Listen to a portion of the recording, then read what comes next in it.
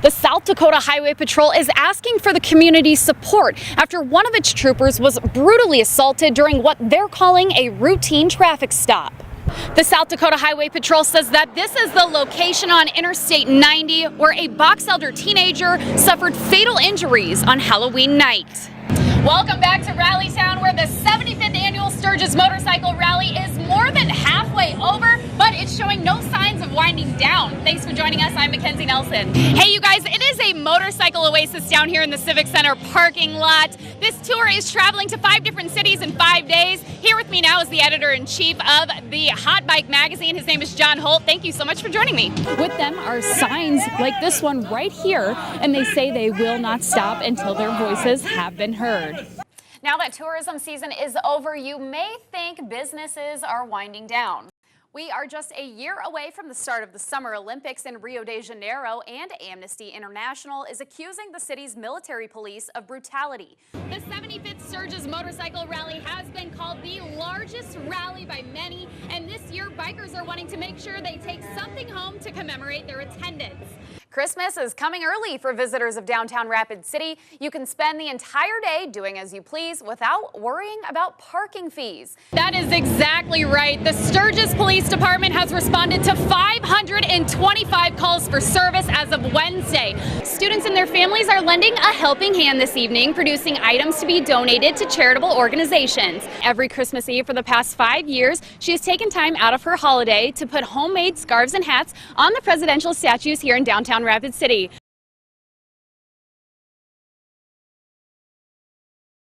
Today, history was made as same-sex couples gathered under the Mount Rushmore National Monument to celebrate national marriage equality. Take a look. The event, organized by the women who challenged South Dakota's ban on same-sex marriages, took place in the amphitheater of the memorial, something that has never been done before. Nancy Rosenbraun, who sued the state along with her wife Jenny, renewed their vows alongside of 6 other couples. That's our First Amendment speech, is to be able to say I do in South Dakota. And for Jen and I, we get to say it in our home state. The Rosenbrauns ran away to Minnesota years ago to wed, and today's event was a celebration of their long, hard fight. Today is a validation. Today is an affirmation that we belong. Dear beloveds, do you take your beloved to be your lawfully wedded spouse? Do you vow to love them and care for them for as long as you both shall live? Annie Lloyd, who officiated today's marriage celebration, says Mount Rushmore was the perfect spot because for some, she says it's the example of the greatness of America. And her favorite part about the day, to be able to present them to the community and say, here they are. Here they are after all these years. You know, some of these folks have waited literally decades. After many years in the dark, couples lit up after seeing so many people in attendance that wanted to witness and celebrate their love. We have anticipated people might get up and leave. But I didn't see any of that. When I would turn around and look, all the people appeared to be in the place. There is more support out there than we get to see on a day-to-day basis. Once the couples come back from Cloud 9, their next stop will be Chamberlain. On Saturday, September 12th, the LGBT community, equality organizations, and allies will discuss what legislation they will tackle next.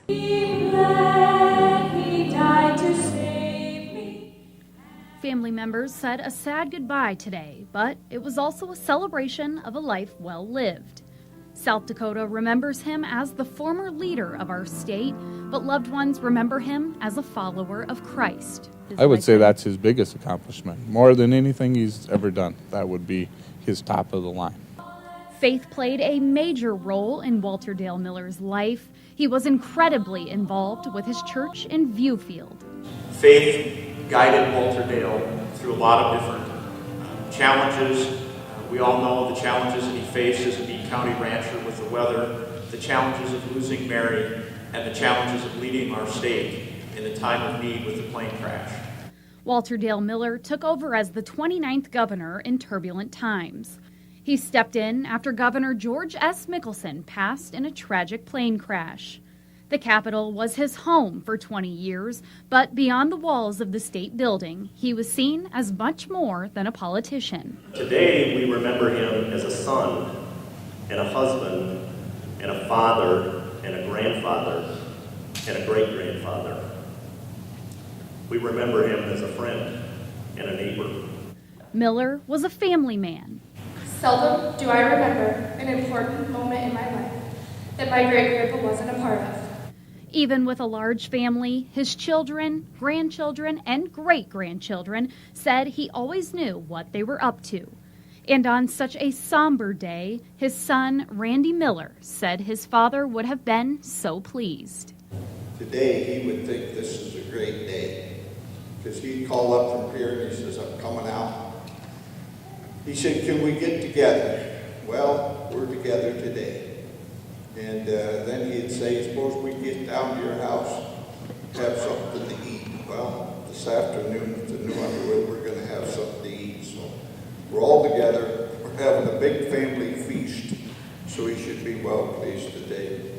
Following the service, Miller was laid to rest this afternoon at Viewfield Cemetery near the Miller's Meade County Ranch. For Black Hills Fox, I'm Mackenzie Nelson. You've seen it in Ferguson, Missouri and Baltimore, Maryland, the controversial use of lethal force taking over headlines and causing riots. But what goes through an officer's mind when they're put in a similar situation themselves is something I experienced during my training today. In one scenario, I pulled over a vehicle with 2 occupants inside after what people could say is a routine traffic stop. As I was getting out of my car to approach the driver in his vehicle, things went south. The passenger got out of the car and took off running while the driver got out and began aggressively yelling. Before I knew it, I was shot in the chest. Across the country, police officers have to make split-second decisions in many different situations every single day. There is no one thing that's the same. Traffic stops are all different no matter who you encounter, and we do have to be thinking on our feet. We try to depend on our training through our experience and work our way through it to see what's going on. During scenario number 1, I had to draw my gun before even approaching the vehicle I had pulled over. Law enforcement at today's training session said I was correct to have drawn my weapon and fired shots as I was reacting to the threat in front of me. We tell people, hey, you have to do what's reasonably necessary to get through that situation safely for them and for you. My heart's pounding. They got out of the car and just started shooting at me, and one guy took off. Before I could even draw my gun, I think I was shot. So, yeah, a little jittery. I've probably done 1,000 traffic stops, and every time I go up on one, my heart's beating. It beats a lot faster. With people across the nation questioning the decision of lethal force, the Pennington County Sheriff's Office just wanted to show what little time you have to make a life-changing decision. We just hope it would get back to the public on let's not judge until we get all the facts. For Black Hills Fox, I'm Mackenzie Nelson.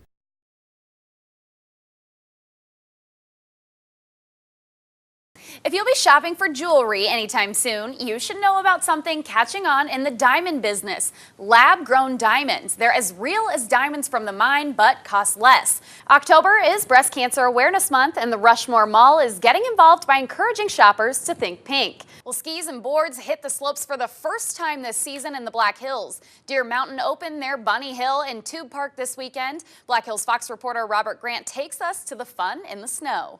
Last night was a light toward the end of the tunnel for one local family and the local law enforcement community. Good evening and thanks for joining us. I'm Mackenzie Nelson. ISIS is claiming responsibility in revenge for French airstrikes in Iraq and Syria. They served up a feast for the homeless who often go hungry during the holidays. Black Hills Fox reporter Robert Grant has more on the spirit of giving.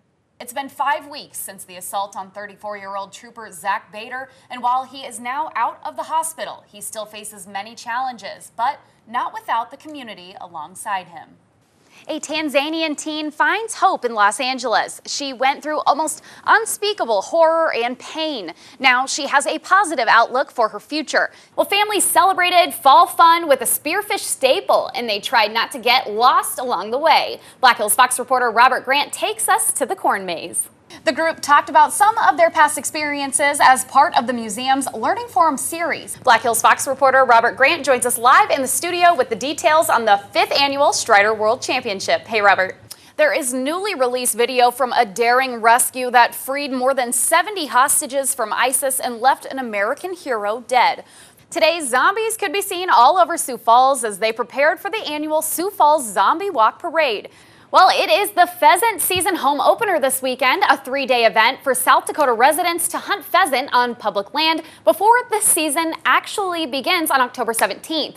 Well, it was another perfect day for sweatshirts and light jackets as we had cool, kind of cloudy conditions today.